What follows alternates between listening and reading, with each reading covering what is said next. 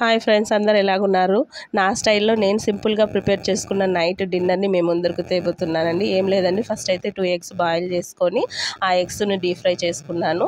Oil వేసుకొని ఆయిల్లోకి కాస్త గార్లిక్ దంచి వేసుకొని తర్వాత ఉడకబెట్టుకున్న ఎగ్స్ వేసానండి.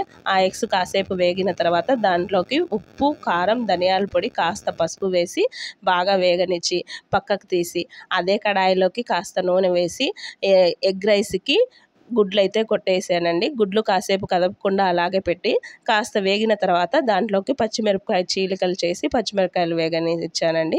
పచ్చిమిరపకాయలు వేగిన తర్వాత కాస్త అల్లం వెల్లుల్లి పేస్ట్ వేసి అది కూడా కాస్త పచ్చివాసన పోయేంత వరకు వేగనిచ్చి తర్వాత ఉప్పు, కారము, పసుపు, గరం మసాలా, చికెన్ మసాలా కాస్త మీ టేస్ట్కు తగ్గట్టు వేసుకోండి. వేసిన తర్వాత అది వేగిన తర్వాత మార్నింగ్ చేసుకున్న రైస్ మిగిలిందంటే ఆ రైస్ వేసి ఎగ్ రైస్ ప్రిపేర్ చేశాను. ఆ ఎగ్ ఫ్రై ఈ ఎగ్ రైస్ కాంబినేషన్ ఎంతో బాగుందండి. ఎగ్ ఫ్రైకి మీరు కేవలం మిరియాలు, ఉప్పు, ఎల్లిపాయలు దంచి వేసి కూడా ఎగ్ ఫ్రై చేసుకోండి. మేమైతే ముందు అలాగే ప్రిపేర్ చేసుకునే వాళ్ళము. మిరియాలు లేకపోవడం వల్ల నేను ఇలా చేశాను. మా వాడు ట్యూషన్కి పోయి వచ్చి అలుపులో ఉన్నాడు, అందుకే ఆన్సర్ సరిగ్గా ఇవ్వలేకపోయినాడు. కాంబినేషన్ అయితే సూపర్.